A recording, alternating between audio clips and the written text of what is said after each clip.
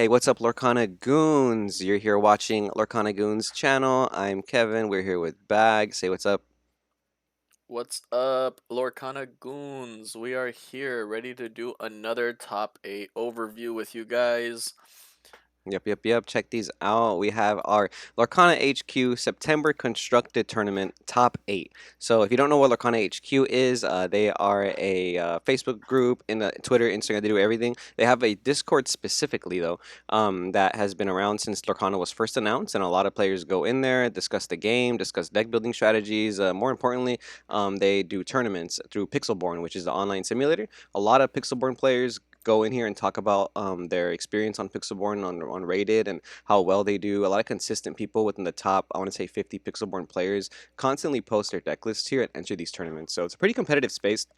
Pixelborn, everybody has access to all the cards, so now we get to see kind of a tournament result where everyone has access to whatever card they want, right? Yeah, so it makes it a little easier for people to play what they really want to play since they're not limited by the cards that they actually own.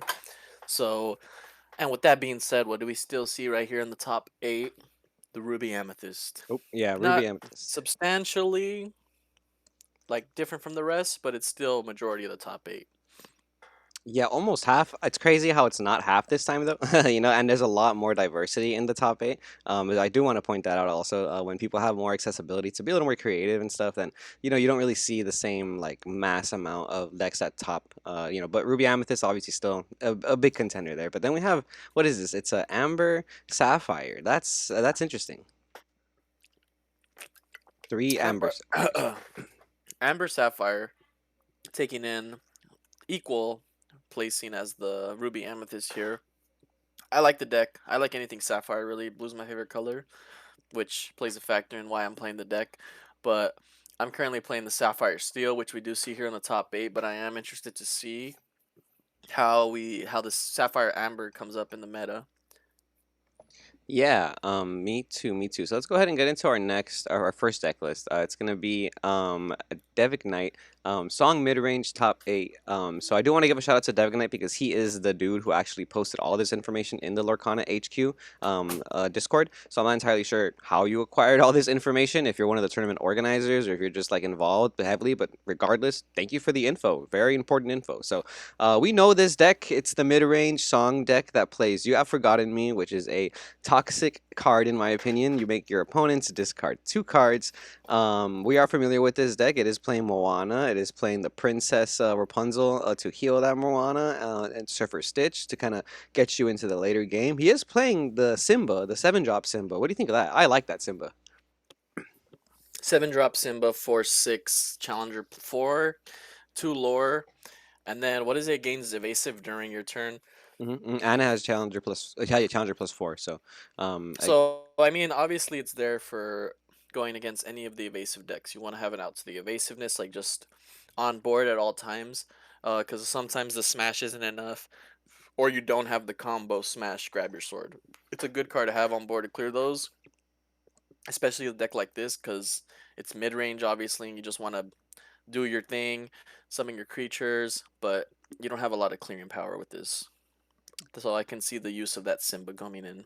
Yeah, I feel like maybe the Hans is making up for some of that clearing power. And since it is a mid-range deck, maybe Hans does get to stay alive, and you can ping for one every now and then, combo it off with the grab your swords or something. But yeah, I definitely like Simba. It's an out to big problematic cards like Ursula.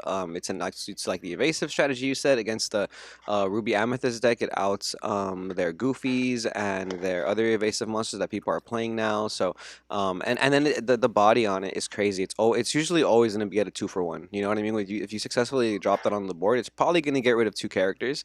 If not, it'll put a lot of pressure every time you quest it, right?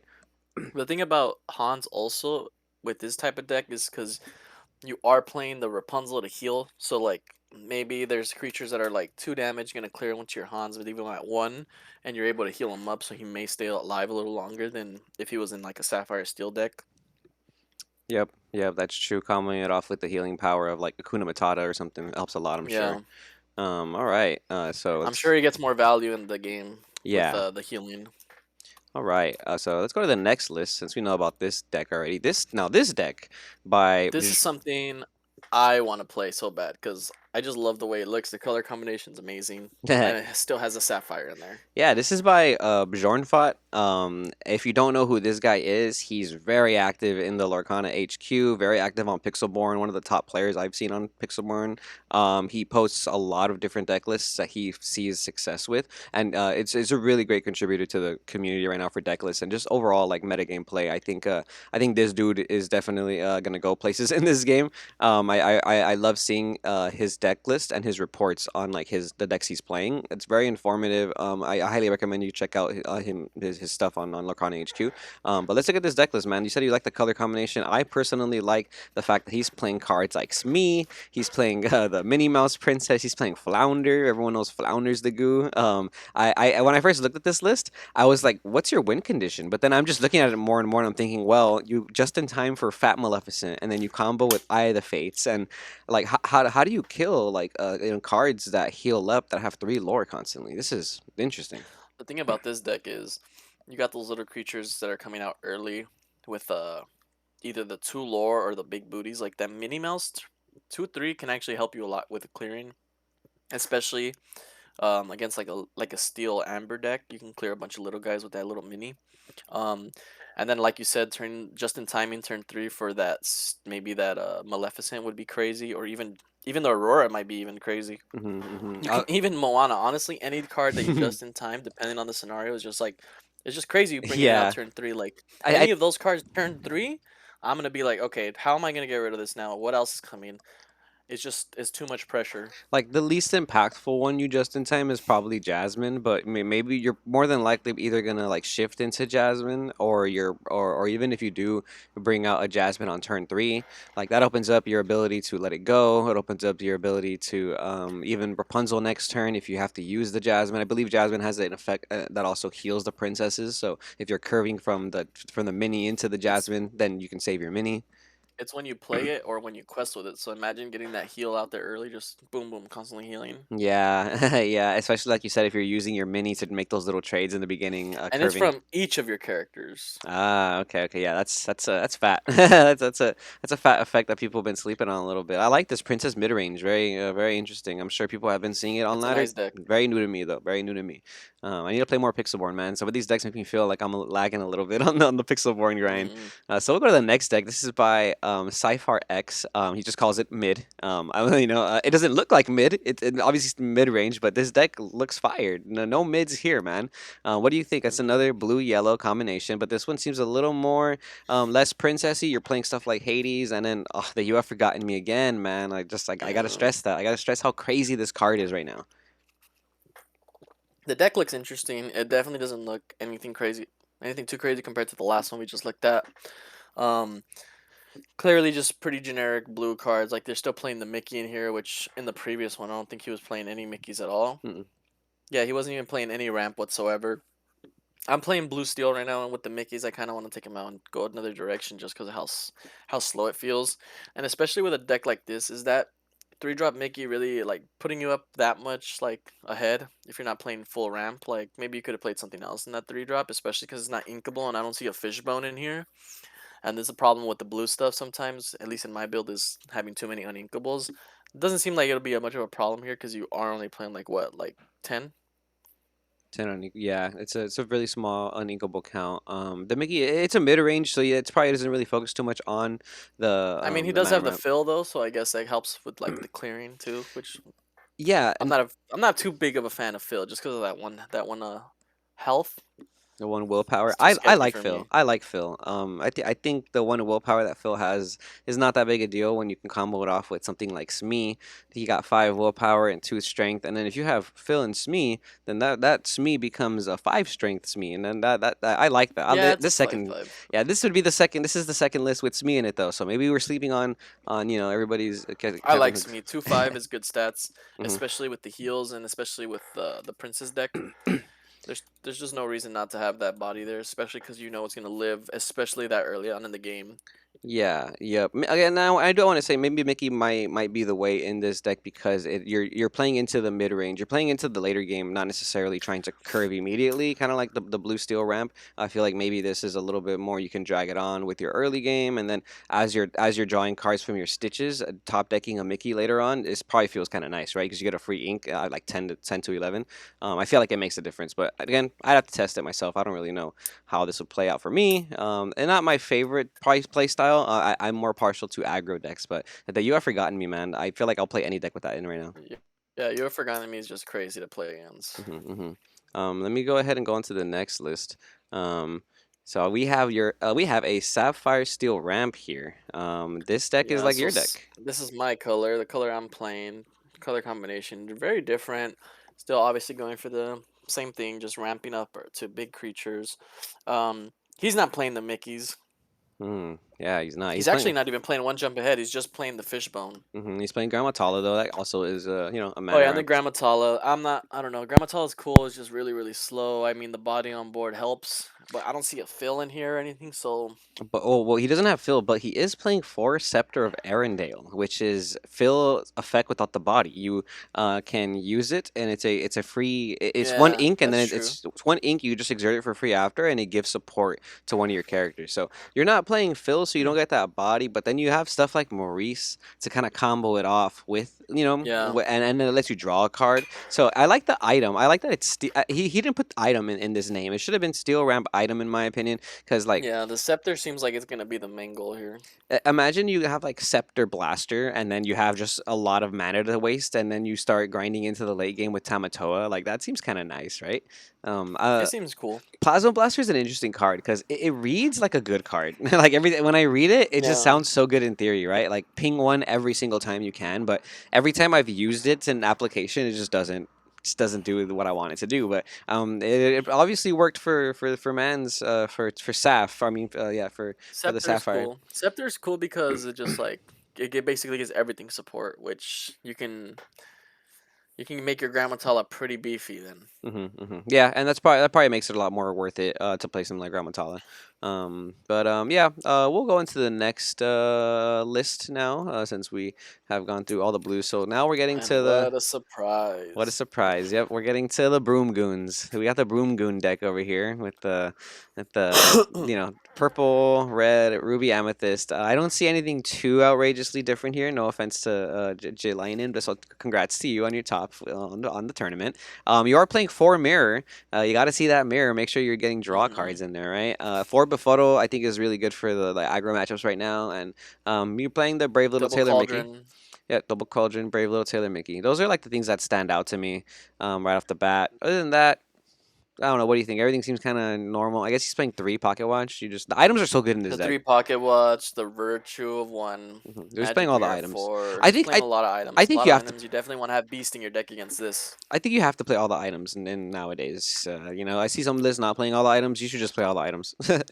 But we'll move on because we have another purple. We have Uh huh. another ruby amethyst. I This like this one, one a lot more though. yeah. I like Let's. this one a lot more significantly, and it maybe just be because it's different, but it also looks like a whole new strategy for like the Ruby Amethyst deck we've been seeing. I like seeing the maxed out red evasives on there. hmm I feel like that's not been utilized to the max potential hmm because red does have those three evasives that you can throw in Four, there four and make it evasives. almost like what's the fourth one? Oh Well, yeah, the Mickey. Mickey. I always forget about Mickey. Yeah, it's a four But lore. those four evasive cards in the red deck almost make it seem like maybe we should make an evasive deck. And hmm look what we have here finally. We see the evasiveness. Everything there is gonna have more than like two lore or more. And then you got the one drop Maleficent, which is slept on because we have Lilo being a $20 one mana 1/1 with two lore when we have a purple equivalent over here. Lilo I think went. this is a great list. This list is like definitely something you wouldn't expect playing against Ruby Amethyst. You see him like burn a red card, then you're gonna be like expecting those other decks we've seen, but then you see this thing coming out just hitting you hard early on with that Maleficent two lore, hmm with the Pascal. Pongo, the Goofy, the Tigger. Like you're just gonna be so confused after those three cards come down.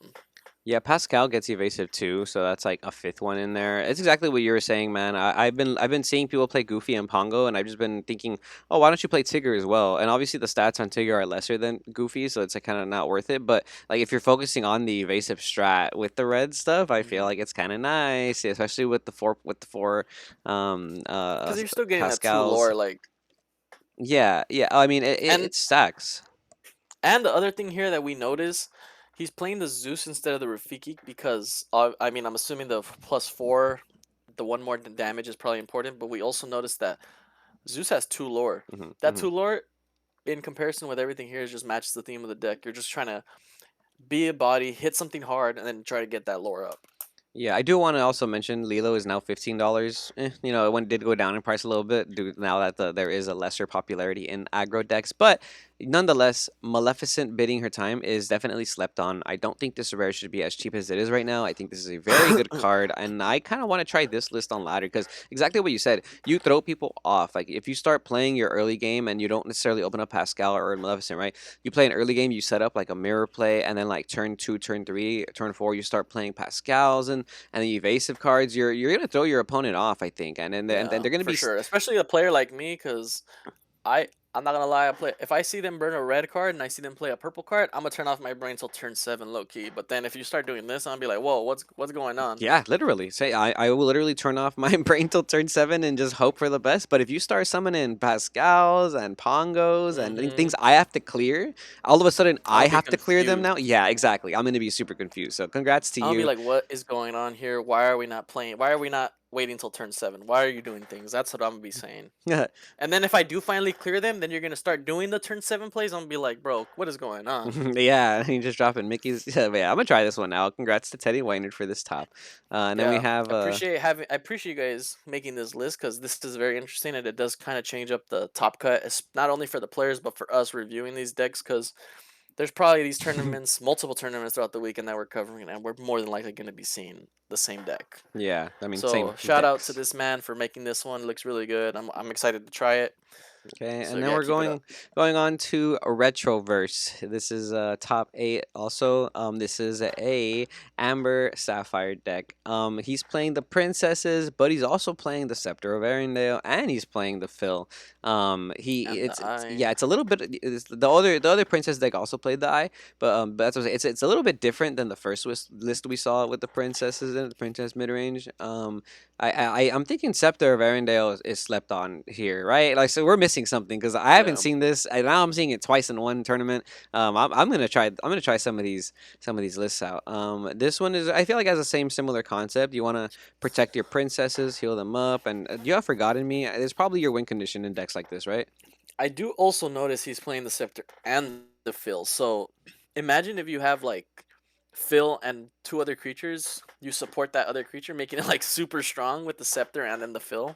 Oh, you Like can just stack it, stacking right? those It stats. makes Rapunzel super powerful, and Hmm. Moana as well. A lot of times you play It's Rapunzel, you crazy heal, on it stays. Moana. Oh my gosh. Yeah, a lot of times when you play Rapunzel, it'll stay on the board for at least 2 turns or something, and I imagine Moana might even stay longer. So that's probably that's probably a very neat interaction. Is like curving into like Cinderella, Moana, and like Aurora, and then your Scepter's Just already on buffing board Moana. because you don't play any one drops except for Flounder, and I guess develop your brain. But I personally don't think you develop your brain turn one. I don't like that play. So like most of the time, you're probably just going Ink, play Scepter, pass, right? And that probably gets you a lot of value in the long run. Hmm. Hmm. Especially with the Flounder, because the Flounder already has two, which is as a one drop with two powers already kind of just like it's a little awkward to trade with, and then you just buff it up. It'd be pretty good, I think. I do like decks with Flounder. I'm very partial to decks with Flounder in it. And now we're just gonna go to the last Amber, Ruby, Amethyst deck that we have. Which again, Yeah, nothing too crazy on this one. I actually it's a Broom Goon deck. He's playing the Brooms. He's playing the Mickey. We got a Broom Goon over here. has the Um, other one played Ursula too? the other ones did play Ursula as well, I do believe. Yeah, the other ones played Ursula too, but we don't Only have to. one of them didn't play Ursula. Okay, okay, okay. No, no, the other similar deck to this didn't play Ursula, but the spicy one was playing Oh, the Ursula. evasive one played Ursula. That's what it is. Okay, so he's playing I think Ursula. Ursula's a good card. It's a good card, high lore, but it's I just the 7 mana 2/8. It's just those I stats aren't really doing much. It's just that lore. I like it. I like Ursula. And another thing I want to mention is people playing Dragonfire at three, or like a ratio of like be prepared Dragonfire. No one, like some people aren't playing. They're not playing 4 and 4 like guaranteed, because a lot of people are very reliant on shuffling in with the broom. So that is a thing. He's also I mean, not it's also playing. has to do with their inkables too, no? Well, yeah, that's what I'm saying. Like, it is that, and it's just probably the way you fix your uninkable situation is you take out one of these because you're gonna be shuffling those in with broom most of the time, anyways. And you draw so much with the magic mirror that it does make a huge impact. Is shuffling in a card with broom. Yeah, Um, because what are we at? 20 uninkables in here? He's not playing Befoto either, so he doesn't have the infinite Befoto loop, so he can get decked out. And this is, I believe, a tournament that is ran through Pixelborn, so I don't think time is a factor. I'm not sure though. Don't quote me on that. I couldn't find the actual rules for this tournament, but I know a lot of the stuff is through Pixelborn. But that's the top eight, and then we have a graph here that has the total of all the 43 players in the decks they submitted and played with. So it's a couple different percentages here. I wonder what the other is, but we got some Emerald Steel that didn't really make the top cut. We got some, what is this? Not Ruby. Yeah, Ruby Ruby Sapphire Sapphire. that didn't make the top cut. Okay, there's a couple. And then yeah, there's a couple things in here. I want to see more Emerald in the top cut, guys. Come on, we got to get those Emerald Yeah, numbers up. Emerald decks need to move up. Yeah, come on, Emerald players. We got to unite. I'm playing Amber Steel, though I shouldn't be talking, but that was the top eight, brought to you by Lorcana HQ, brought to you by that what's his name? It was Devignite. So thank you guys for that information for the tournament results. If you guys want tournament results like this, follow Lorcana Goons. It was on Facebook and Instagram up first. If you see other people using our thumbnails, that'll probably happen because we post them on everywhere. So be sure to like, comment, and subscribe here so that you can see all the content when it first comes out. Right, Bag? Yeah, and the one other thing, since we're on the topic of bringing those Emerald numbers up, I want to know what your favorite Emerald card is in the first chapter. We'll get to the Rise of the Floorborn later, but for now, just let us know in the first chapter what's your favorite Emerald card, and let's see if we can get an Emerald deck in that top 8 consistently. All right, my favorite's going to be Beast Wolf's Bane. Very slept on. So, on that note, we will see you guys later. You goons have a good week and enjoy, playing Lorcana. Thank you.